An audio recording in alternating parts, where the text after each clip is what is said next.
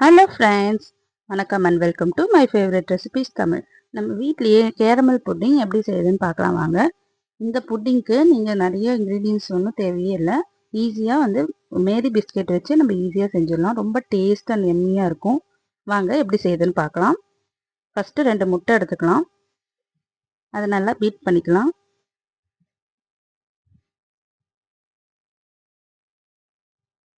முட்டை நல்லா பீட் பண்ணிவிட்டு தனியாக எடுத்து வச்சுக்கோங்க. ஒரு மிக்ஸி ஜார் எடுத்துக்கலாம். அதில் நம்ம ஒரு பேக்கெட் பிஸ்கெட் எல்லாத்தையும் உடச்சி போட்டு அதை நம்ம குறைன்னு அரைச்சி எடுத்துட்டு வந்துக்கலாம்.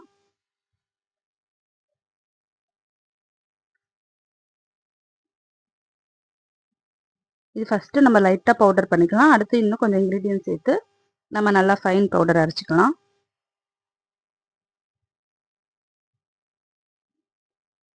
ஸோ இப்போ இது கூட ஒரு 2 ஸ்பூன் சர்க்கரை சேர்த்துக்கலாம். உங்களுக்கு எவ்வளோ சர்க்கரை தேவையோ நீங்கள் அவ்வளோ சேர்த்துக்கோங்க. அதிகமாக தேவைப்பட்டால் அது இன்னும் ஒரு ஸ்பூன் எக்ஸ்ட்ரா கூட சேர்த்துக்கலாம். நான் எனக்கு 2 ஸ்பூன் சர்க்கரை சேர்த்துருக்கேன். ஒரு 2 ஏலக்காய், ஒரு ஒரு டேபிள் ஸ்பூன் பேக்கிங் பவுடர், அரை ஸ்பூன் உப்பு, இது எல்லாத்தையும் சேர்த்து திருப்பி இதை நம்ம நல்லா ஃபைன் பவுடராக அரைச்சி எடுத்துட்டு வந்துக்கலாம். ஸோ நம்ம அரைச்ச பவுடரை நம்ம அரைச்சி வச்சுருக்க முட்டையில் சேர்த்து இதை நல்லா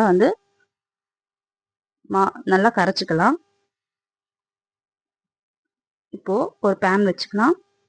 அதில் 2 டேபிள் ஸ்பூன் சர்க்கரை போட்டுக்கலாம். நம்ம இப்போ கேரமல் ரெடி பண்ண போகிறோம். 2 ஸ்பூன் சர்க்கரை போட்டு கொஞ்சமாக தண்ணி விட்டுட்டு, அதிகமாக தண்ணி விடாதீங்க, கொஞ்சமாக தண்ணி விட்டால் போதும். இதை லோ ஃப்ளேமில் வச்சு இதை நல்லா கலக்கி விடுங்க. நம்ம இந்த மாதிரி கலக்கி விட்டுட்டே இருந்தோம்னா கலர் சர்க்கரை கலர் சேஞ்ச் ஆகும்.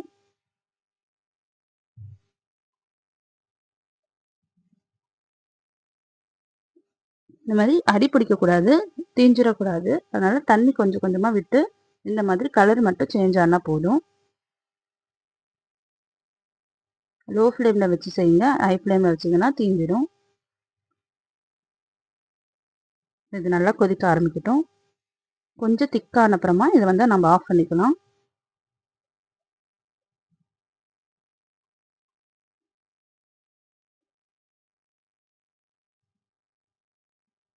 ஒரு 5 நிமிஷத்தில் இந்த கேரமல் நம்ம ரெடி பண்ணிடலாம்.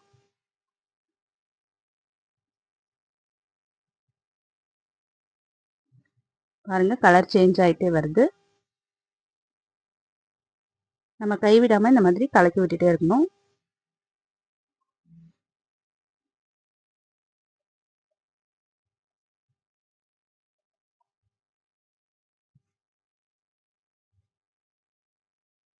அவ்வளோதான், திக்காக ஆகிடுச்சு.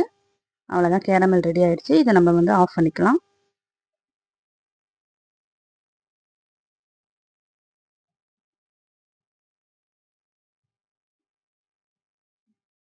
இதை ஆஃப் பண்ணி நம்ம தனியாக எடுத்து வச்சுக்கலாம். பாருங்கள், இந்த கன்சிஸ்டன்சியில் இருக்கணும். இப்போ நம்ம எதில் பேக் பண்ண போகிறோமோ அந்த பாத்திரம் எடுத்துக்கலாம். நான் டிஃபன் பாக்ஸில் தான் பேக் பண்ண போகிறேன். அது மாதிரி இந்த மாதிரி ஒரு டிஃபன் பாக்ஸ் எடுத்துக்கோங்க. அதில் லைட்டாக கீ அப்ளை பண்ணிக்கோங்க, நெய் அப்ளை பண்ணிக்கோங்க. அப்ளை பண்ணிவிட்டு நம்ம ரெடி பண்ணி வச்சுருக்க அந்த கேரமலை இதில் ஊற்றிக்கலாம். இது நல்லா ஆறிடுச்சு. இப்போ இதை இந்த டிஃபன் பாக்ஸில் ஊற்றிக்கலாம். இதை ஊற்றிட்டு இது ஃபுல்லாக ஸ்ப்ரெட் பண்ணி விட்டுருங்க.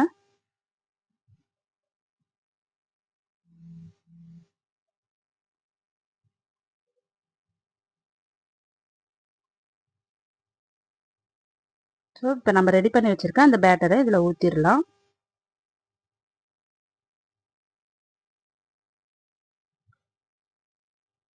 இதை ஊற்றிட்டு இதை நம்ம வேக வைக்க போகிறோம்.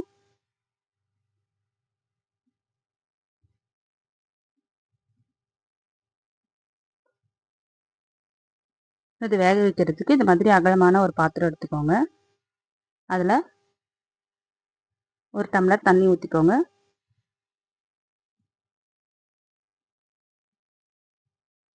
தண்ணி ஊற்றிட்டு ஒரு ஸ்டாண்ட் வச்சுக்கோங்க. ஸ்டாண்ட் வச்சுட்டு அதுக்கு மேலே இந்த டிஃபன் பாக்ஸை வச்சு இதை மூடி ஒரு 20 நிமிஷம் நம்ம வேக வச்சு எடுத்தோம்னா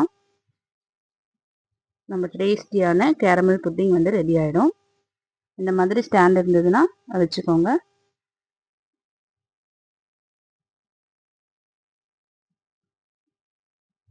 வச்சுட்டு இது வந்து ஒரு தட்டு போட்டு மூடிடுங்க. மேலே ஒரு 20 நிமிஷம் இது வேகட்டும். மீடியம் ஃப்ளேமில் வச்சுக்கோங்க. மீடியம் ஃப்ளேமில் வச்சு ஒரு 20 நிமிஷம் வேக வச்சு எடுத்துக்கலாம்.